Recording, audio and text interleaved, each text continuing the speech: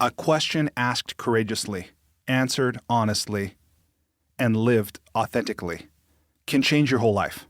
For me, that question was, how can I use what I have, what I love, and what I know to bless the lives of others? The School for Good Living and this podcast are one answer to that question.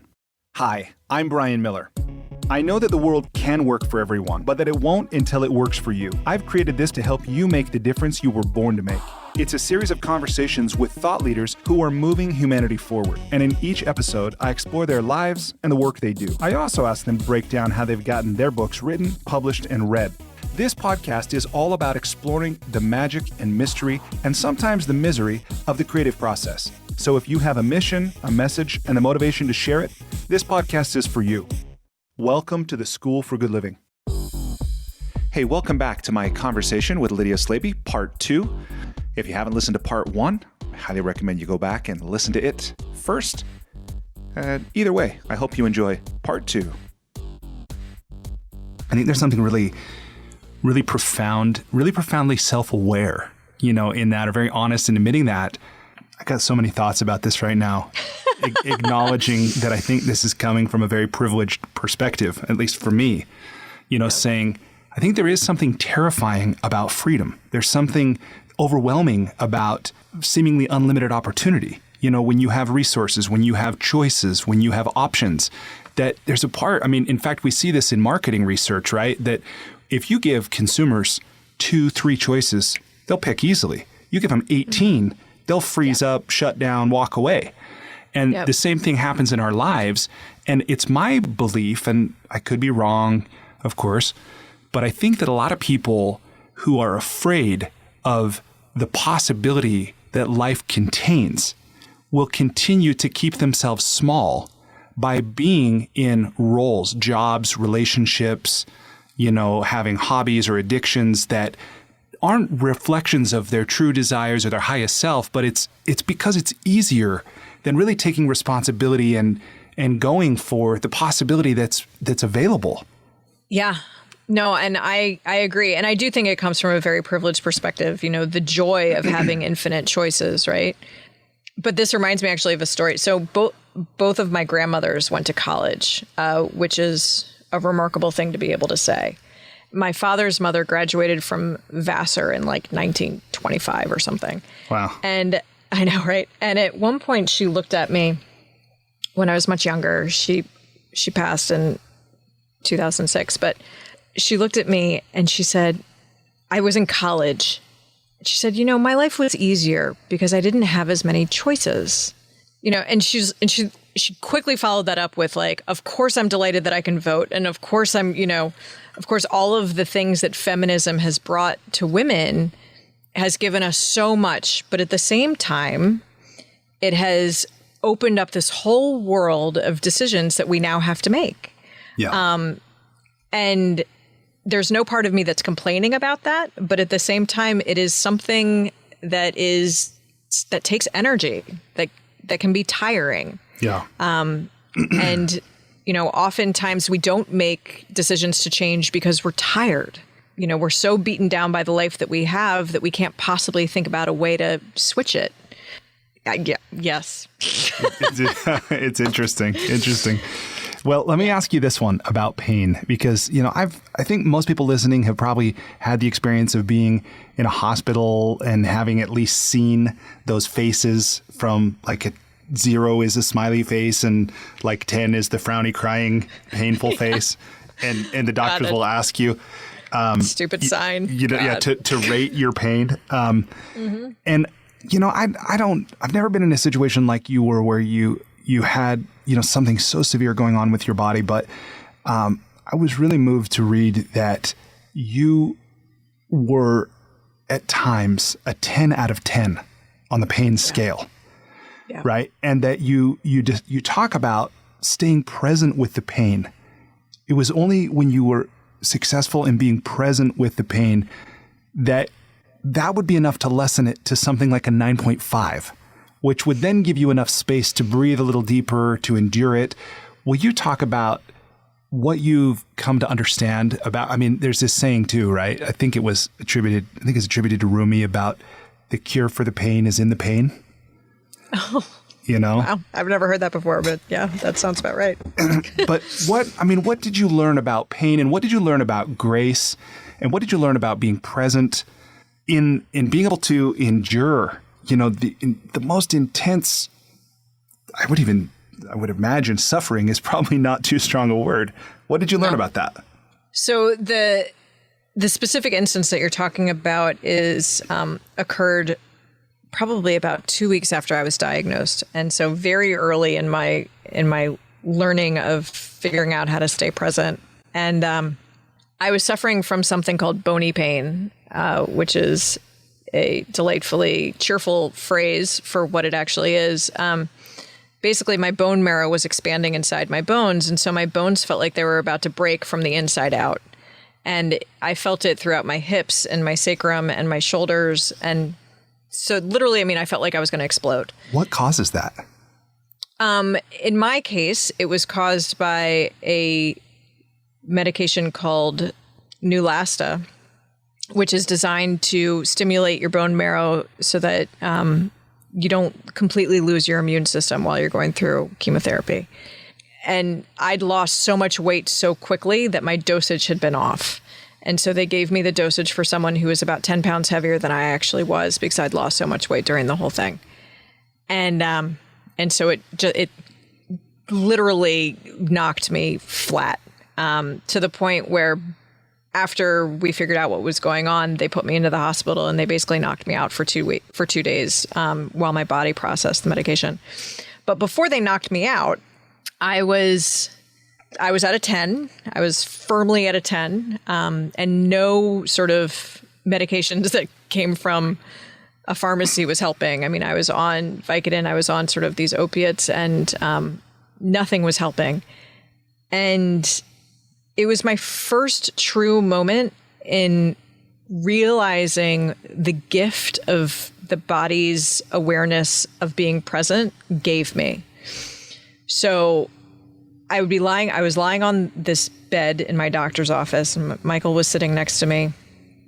And the minute that my brain started saying, oh, wow, I'm in a lot of pain, which, that's pretty much the only thing my brain was capable of saying at that point, the pain would get worse. And the minute that my brain stopped and I literally just breathed, because it's the only thing I could do. I couldn't move. I could barely breathe, but I had to. The pain got a tiny little bit better.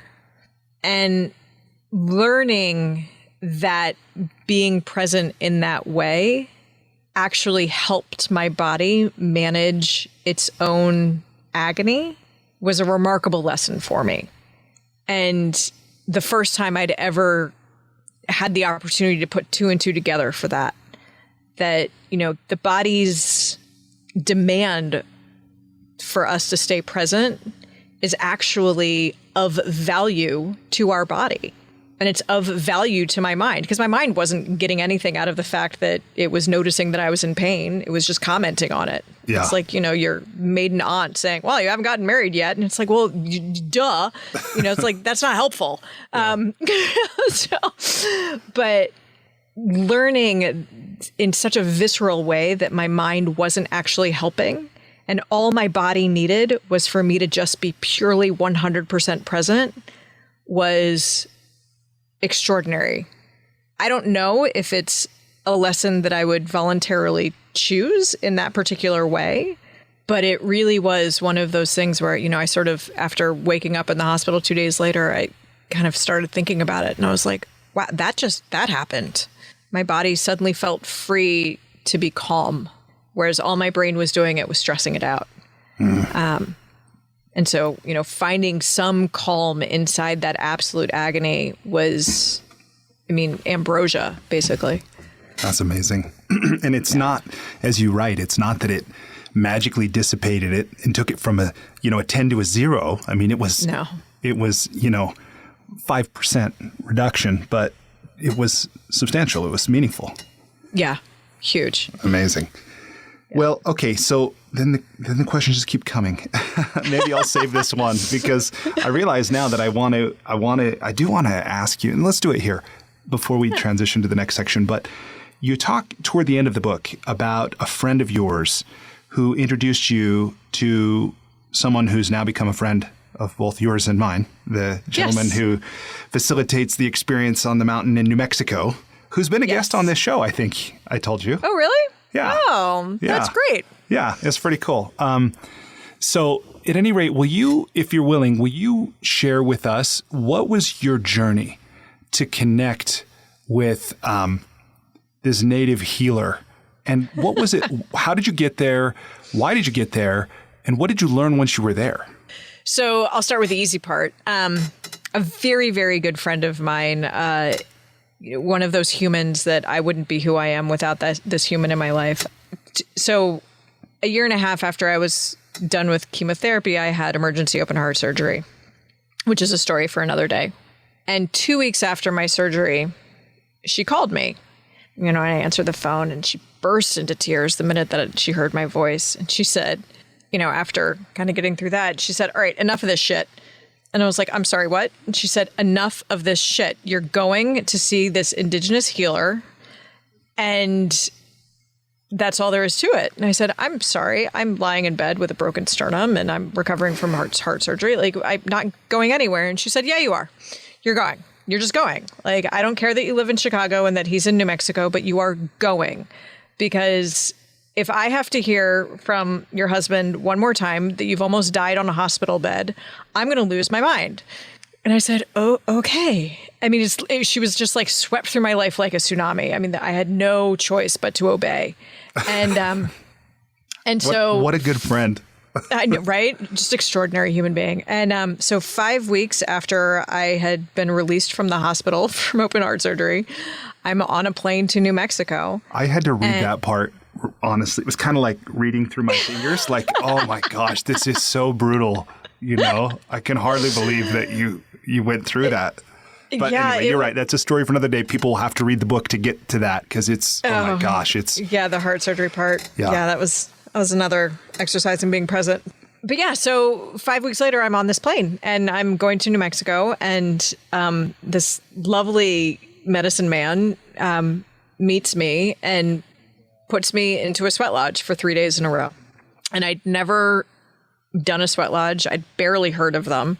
My knowledge of indigenous medicine is woefully small. But something happened during my first sweat lodge that made my body stop hurting.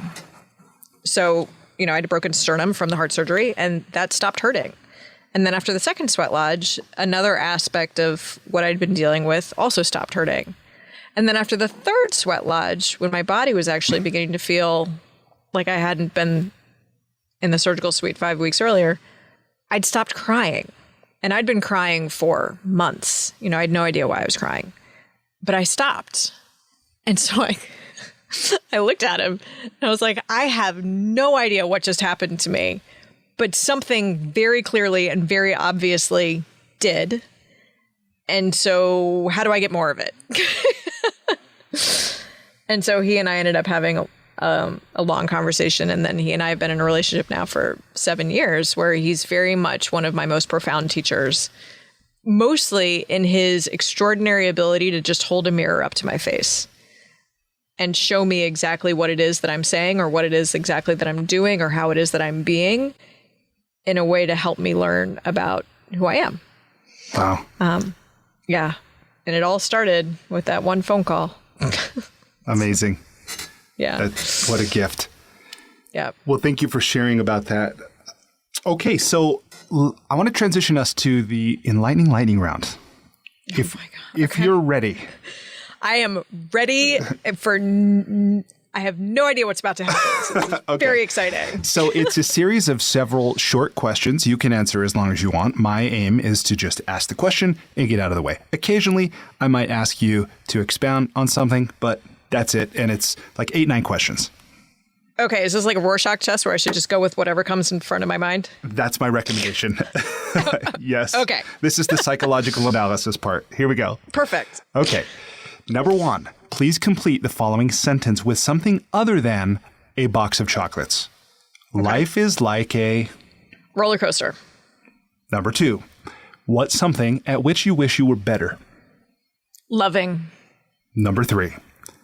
If you were required every day for the rest of your life to wear a t-shirt with a slogan on it or a phrase or a saying or a quote or a quip, what would the shirt say? Don't live your life with the hope that people will like you. Number 4. What book, other than your own, have you gifted or recommended most often? Ishmael.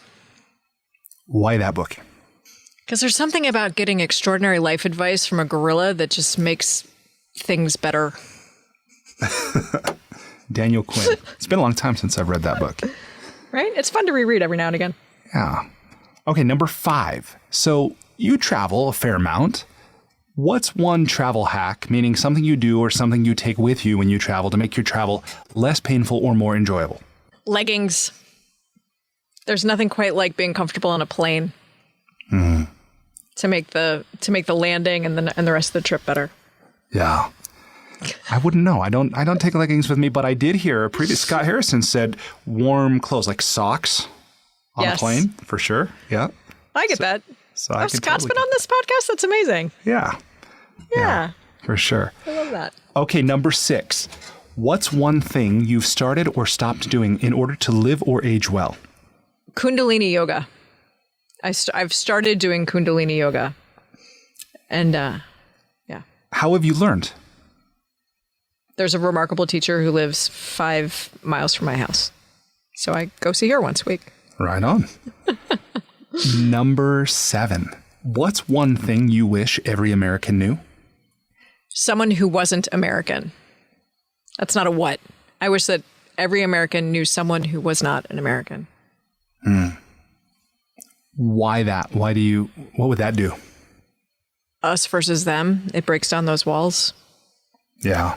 And I think it's so important for those walls to just be gone. Agreed. Number 8. What's the most important or useful relationship advice you've ever heard and successfully applied? Treat the relationship as a third entity. So there's me, there's the friend or the partner, and then there's the relationship. And you have to take care of both the friend or the partner and the relationship with an equal amount of diligence. How do you do that? By staying present to the needs of both. Okay. I'll accept that answer. That'll work. Okay. Actually, by staying present to the needs of all three, but Yeah. No, that makes sense. Number 9. So aside from compound interest, what's the most important lesson you've learned about money or something you're sure to do or not do with it? Can't take it with you. And invariably, there's someone who needs my $5 more than I do. Okay, so thank you for that. You've survived the enlightening lightning round. Congratulations. Thank you. Did I win? Yes. We're all winners here. So, okay, so the last part of the interview is an exploration a little bit of the creative process and your advice or sharing some of your experience with those who are listening in ways that will help them complete their own projects, writing projects. Before we turn to that, however, I just want to put this here to make sure that I include it and don't try to squeeze it in at the very end. The first thing is, if people want to learn more from you or they want to connect with you, what would you have them do?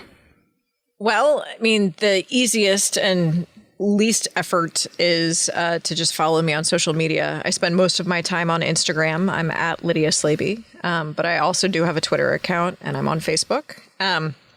Slightly more high touch, I have a website and a blog at www.lydiaslaby.com. And there you can sign up for my newsletters, which are highly sporadic. And then, of course, read my book. And then you can email me and tell me what you think about it. Awesome. Yeah. That's great. And by the way, on the website, because you started blogging at hairoptional.com, is that right? Yes. And hairoptional.com now forwards to my new website, but yes. So people could go read the original blog post as you were going through your experience if they go now to lydiaslaby.com. Yep, you can. That's all there ever since 2012. Amazing. Right on.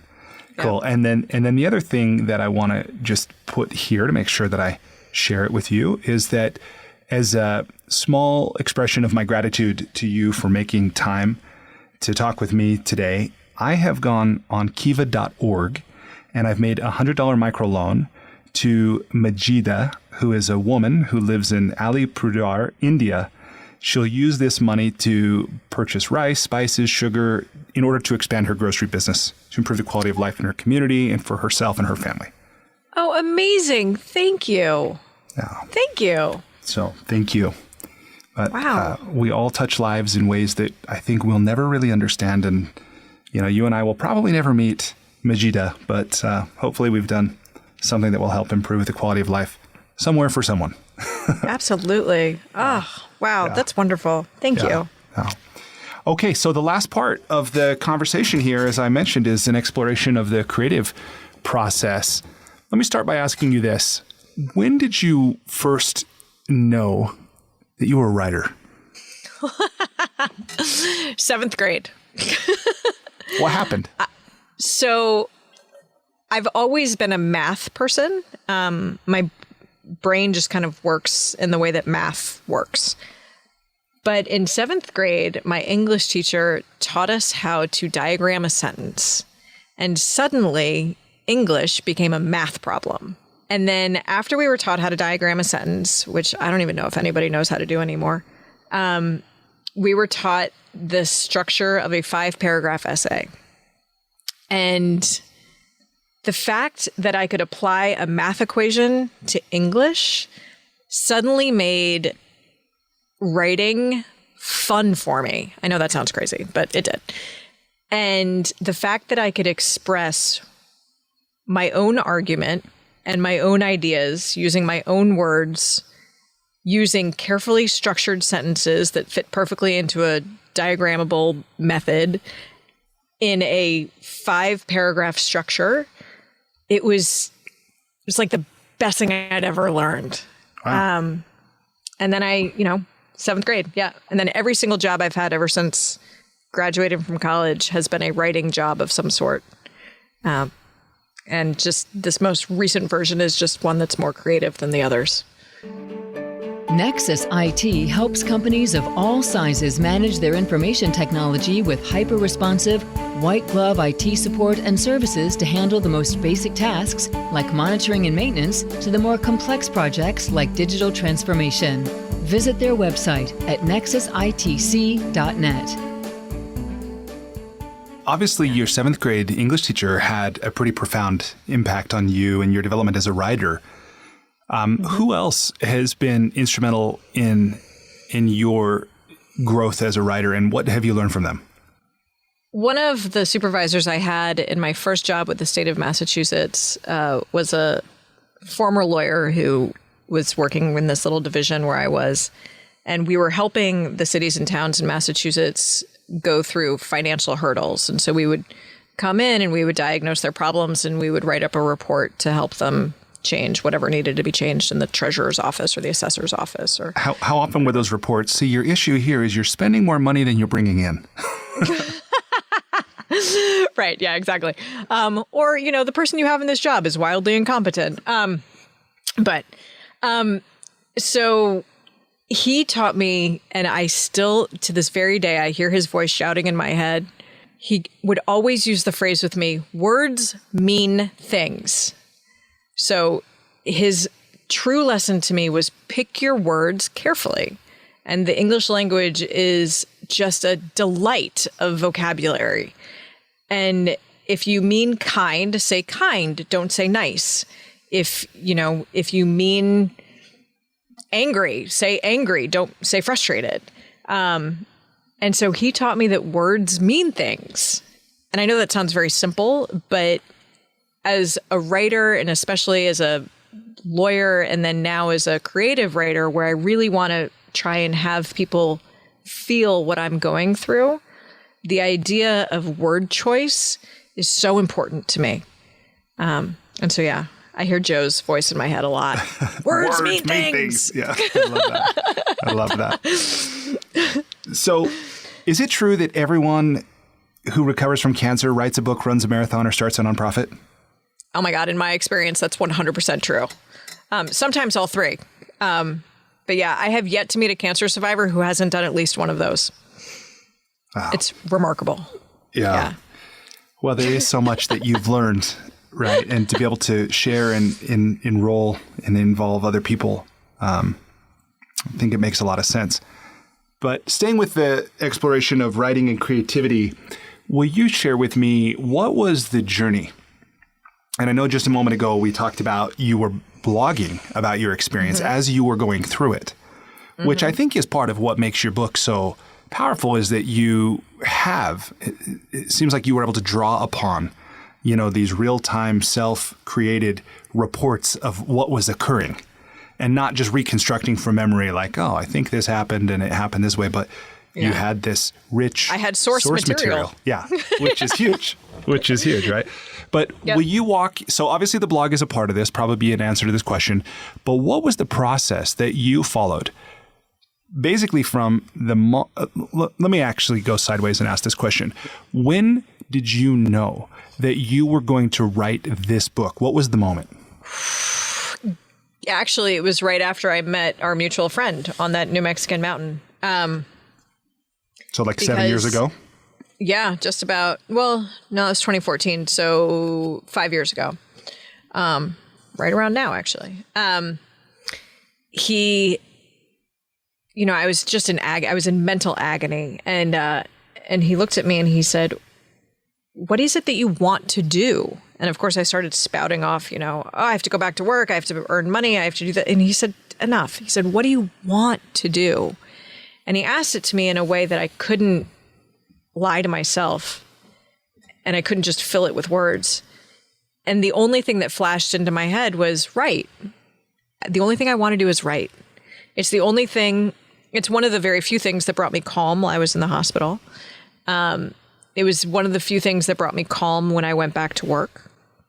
And he looked at me and he was like, so go write. There's a lot of wisdom in that, man. Easy. And he was like, really? Yeah, I know exactly. I was like, it's not that easy. And he was like, really? Like, seems pretty, like you pick up a piece of paper and a pen and you start writing. It's like, this isn't rocket science. And so that was when I first realized that my writing was more than just an outlet. It was, and then after I thought about it and I was like, wow, I've spent literally my entire adult life writing. I just hadn't been doing it creatively. Okay, well, maybe I'll give it a shot creatively. And oh my God, am I going to be wasting my legal degree? And blah, blah, blah, blah, blah. Actually, one of the biggest compliments I've gotten about my book was a partner at a law firm who's a mentor of mine. He said, I read your book and I loved it. And one of the reasons why I loved it is because I could tell that a brilliantly educated lawyer had written it. He was like, you make arguments and you back them up and it is a beautifully written book. And that's the best compliment I've ever gotten is being complimented on my writing from a good lawyer. So that's when I knew that I wanted to write. When I knew I was writing this book was shortly afterwards. And then I didn't know that I actually wanted to publish this book until the manuscript was complete. And I read the manuscript, 20 versions ago. And my husband read the manuscript and both of us were like, oh, wait, there's something here that's not just for my own healing that actually could be really useful for other people's personal work.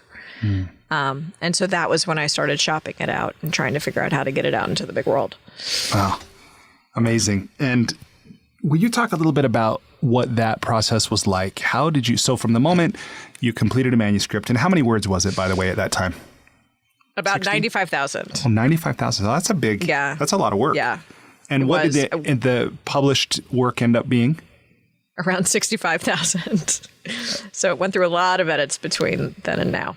Tell me about the editorial process, because I understand there was this whole thing that I didn't get to read about your experience in New Zealand and riding horses and this kind of thing. I put it on my blog if you want to. Oh, okay.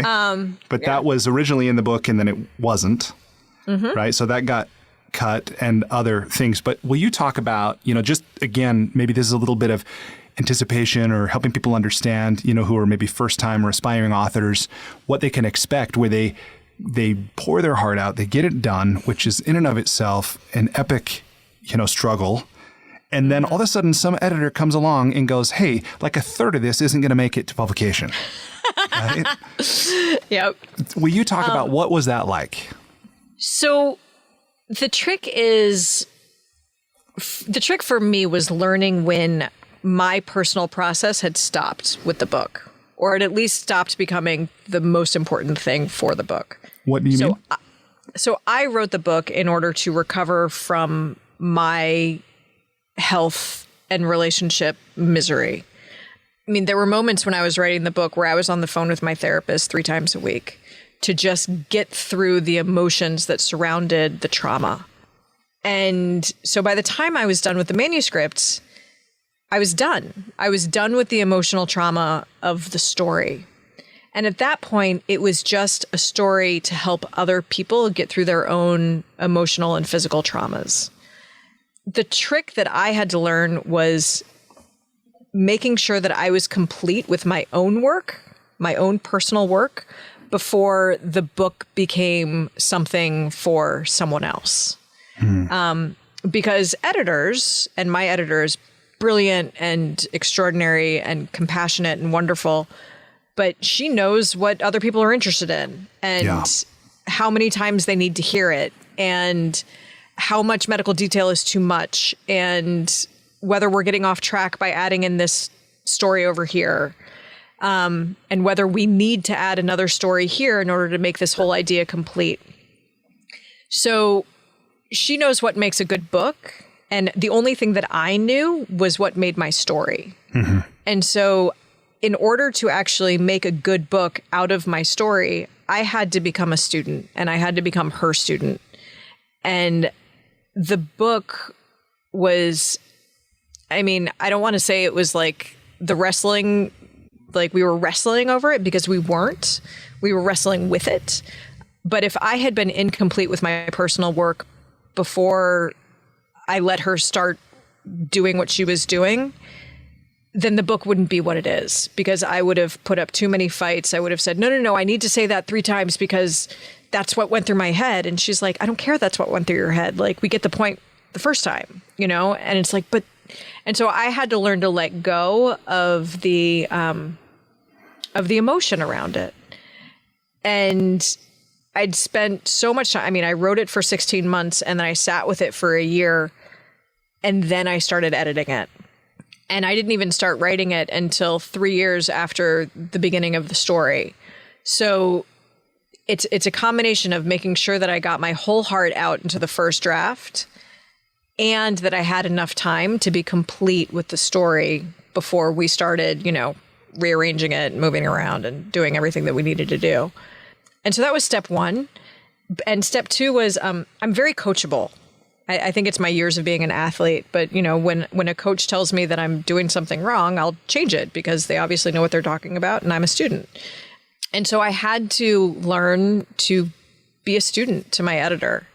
And sure, I'm an adult and I have my own ideas. And so I would push back. But if she made a good argument, not only am I a good student, but I'm also a lawyer. Like, if I'm in the face of a good argument, I'm going to admit it.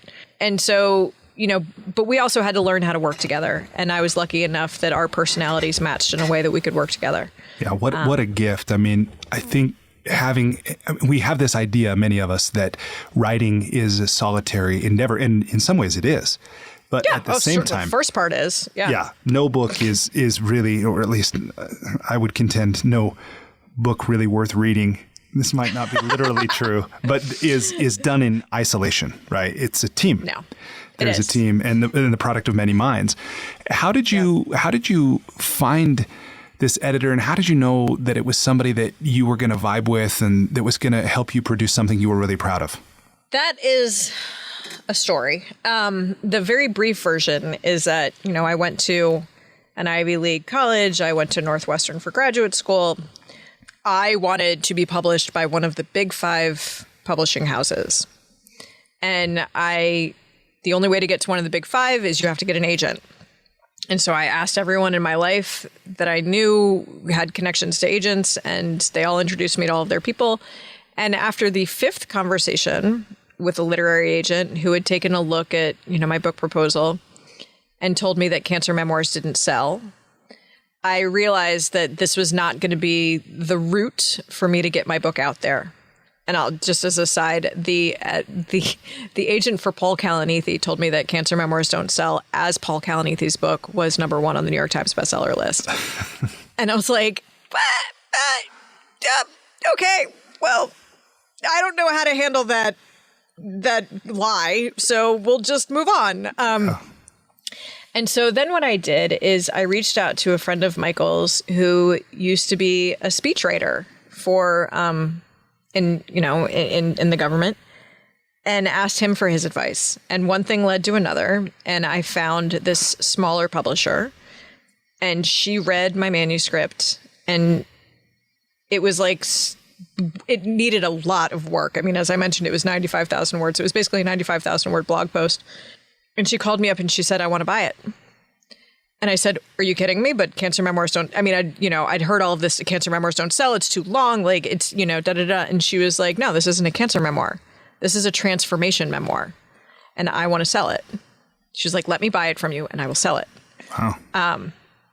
And so the trick was finding someone who saw the kernel of gold inside the pan of muck, She saw it. And she's hilarious and close to my age, and we vibed on a personal level. But she called my baby a transformation memoir when I didn't even know to use the words to call it that. And she was like, every single woman I know needs to read this book. And she was like, and most of the men. She was like, not in its current version, but we'll get there. Wow. Well, that's so wonderful to have somebody that has that understanding and that vision, beyond perhaps even what you had for your own project. Yeah. What a gift. Yep. And by so the way, she really did. And what I'm thinking about as I listen, right? Because I'm attempting to always anticipate what's the listener, the person who's hearing you and me have this conversation. What are they saying? Mm-hmm. And what I hope they're taking away is, although in some ways, your background, your education, your experience is, maybe unrelatable for them. They don't have an Ivy League, this kind of thing. But the process you followed is something that they could do. They can reach out to people in their lives. They can have a clear intention. They can, have the conversations and not. And one of the things I love is that even though you had this aspiration to be published by one of the big five, which I think probably just about everyone does, although I've had enough conversations with authors to learn that even though many people Apparently want to, it's not the best. Yeah, it's not always the best. And that's an aside. That there were aspects to your approach that others, even if they don't have what you have, can still very much follow. Absolutely. Right? So I hope that doesn't get lost for anybody who's listening. The lesson there is pound your network. Pound your network. LinkedIn is an amazing resource. Just type author or writer or editor or anything that resembles any of those words into LinkedIn. And even if you only have 40 connections, each of those 40 connections has at least 40 connections. And someone will get you to somewhere, and then eventually one of those people will introduce you to someone else. And it may be a 7 degrees of Kevin Bacon, but you get there. Yeah.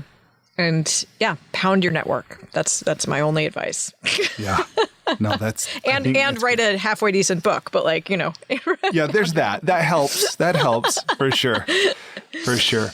Well, cool. Well, let's see. What haven't I thought to ask about the creative process? I often like to ask if you have any rituals, if you had a soundtrack. Do you are you a morning, person or an owl, a night owl? I'm a morning person. Yeah. I think it's important to recognize when you have your creative bug. Mm-hmm. So my creative bug is between 5 and 11 in the morning. And so, don't schedule writing time from 3 to 6 if your creative bug is from 5 to 11. So what I did, especially when I was in the true throes of writing this book, is I just blocked out every morning. And I would write all morning long, and then I would work out at around noon. And then I would have any appointments or, whatever was happening with the rest of my day, some of my consulting work, I would do that in the afternoon. So I protected my writing time as fiercely as I protected meetings with other human beings. I listen to music. I listen to music that doesn't have English words to distract me. So either purely instrumental or I listen to a lot of chanting music, actually, when I write. What's some of your favorite? So I use WAH is a band, WAH exclamation point. I just put in their radio station to Pandora And whatever spits out of that works for me. I write, I don't get hypoglycemia, and so I usually don't even eat until I'm done writing, which my sister finds incredibly strange, but it works for me. I write, I set up my office so that actually my cats have space on my desk or on my lap. Otherwise, they'll just paw at me, and so it was just easier to set up space for them, and it was actually really wonderful to have them there because, they're furry and they're warm. And until you get to the editing stage, writing really is solitary. And so if you have creatures that can keep you company, it's a true gift. What else? I mean, I write on my computer. Some people have to write longhand. I mean, that all depends. Did you use Word or did you use some other fancy software? I use like 6 different things. I write my blog posts on Evernote, and then I transfer them over to the website. And so I started writing the book in Evernote, and then I was like, that's not going to work. And so then I switched things over to Word. And then by the time that I was editing them with my editor, we had to switch them over to Google Docs. And so, I've started actually writing my second book just using Google Docs because, why not? Whatever works for you. Caffeine or no caffeine? It depends on the day, honestly. I swore to myself that I would write every day. And the days that you wake up where writing is the last thing you want to do and you have no ideas and it's work, it is true work. Those are the days where I'd, clean the kitchen and I'd, make tea and I'd do all sorts of things before I would actually get in front of my computer. But the days where I was truly inspired, I would literally grab my computer out of my office, bring it back to bed, and I wouldn't move until 4 p.m. Wow. And Elizabeth Gilbert actually does a remarkable podcast on creativity that I think is worth all creatives, authors or otherwise, watching. Because when those moments of the muse, whatever you want to call it, the muse, the zephyr, the genius, whatever it is that's flying by you and giving you your ideas, when it shows up, write it. Because it's only going to be there for 2 or 3 days and then it's gone. And then you have to go back to cleaning the sink and making tea and baking or whatever it is that's going to get you through writer's block. Otherwise, the biggest advice that I give people, one that's general and one that's pretty specific, but the general advice is be honest. I mean, my book is viscerally honest and it's vulnerable and it was really hard to write. And for some people, it's pretty hard to read as a result. Mm-hmm. I hope not that hard, but I've read so many books and articles and personal essays and that just felt inauthentic. And I was furious at the end of it. Like, this is a waste of everybody's time. It was a waste of the author's time. It was a waste of my time. Like, this is just, what is the point of this piece of creativity even being out in the world? I mean, if you're writing a personal book, write a personal book. Like, don't couch it. Don't sugarcoat it. Don't hide who you are in favor for who you think people want to see. Yeah. Because it's not going to, every time I tried to do that, it didn't help me as the writer. And I knew it wouldn't help my reader. So there was that. And then more specifically, a lot of people actually ask me about how intimate, we mentioned it at the beginning, but the relationship between me and my husband and how much I wrote about him in the book.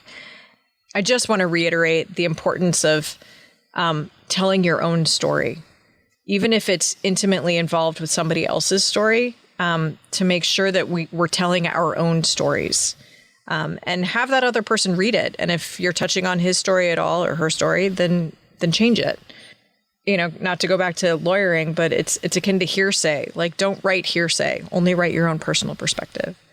And then I used humor very strategically to help lighten the load of really tough stuff.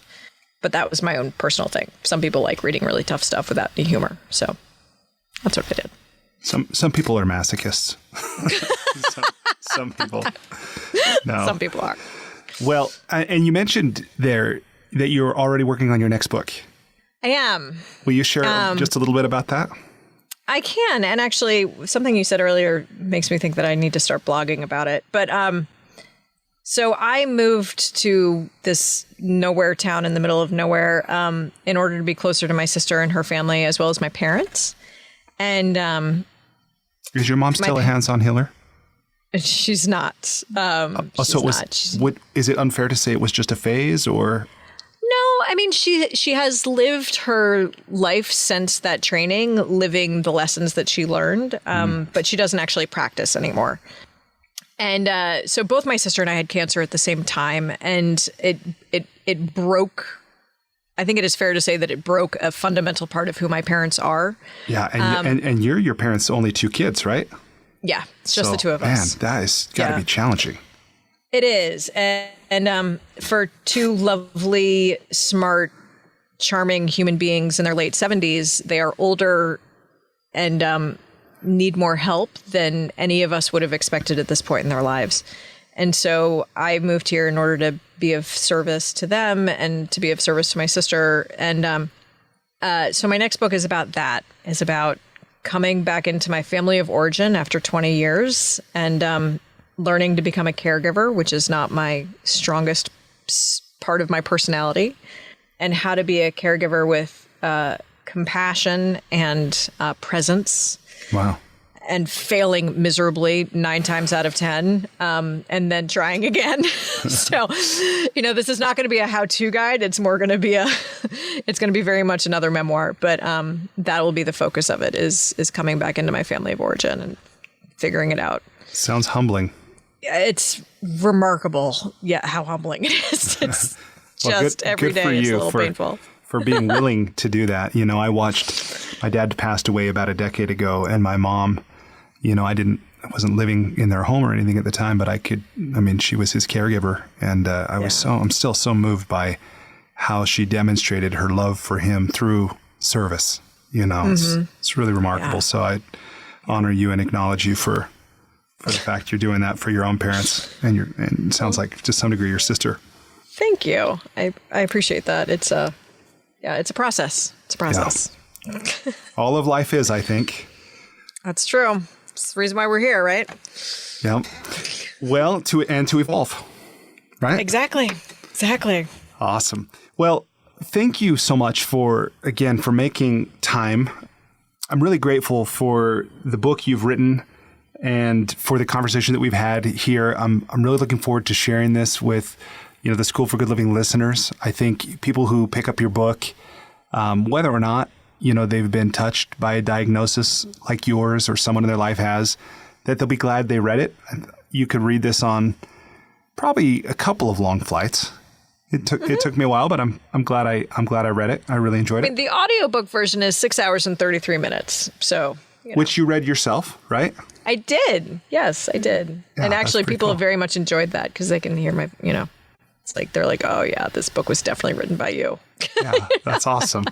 Well, good. Well, and I think that what you've shared about writing, I suspect will be useful for people who are also, aspiring either to complete a project or who've been, thinking about it for a while. So, and I certainly enjoyed and benefited from the things we've talked about that way. So when you get your next book done, maybe we'll do this again. Oh, I'd love that. And thank you, Brian. This has been so fun. Well, okay. I will let you go, but I will look forward to the time we connect again next, whenever it is. Absolutely. Me too. Despite living in an age where we have more comforts and conveniences than ever before, life isn't working for many people. Whether it's in the developed world, where we're dealing with depression, anxiety, addiction, divorce, jobs we hate, relationships that don't work, or people in the developing world who don't have access to clean water or sanitation or healthcare or education, or who live in conflict zones.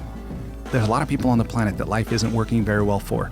If you're one of those people, I invite you to connect with me at goodliving.com. I've created Life's Best Practices Breakthrough Coaching to help you navigate the transitions that we all go through.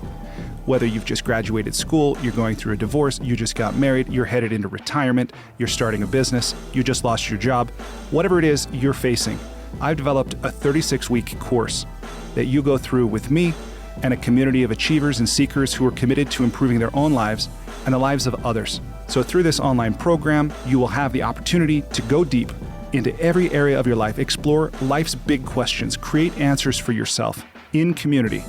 Get clarity and accountability. If that's something you're interested to learn about, I invite you to contact me directly at brian@brianmiller.com or by visiting goodliving.com.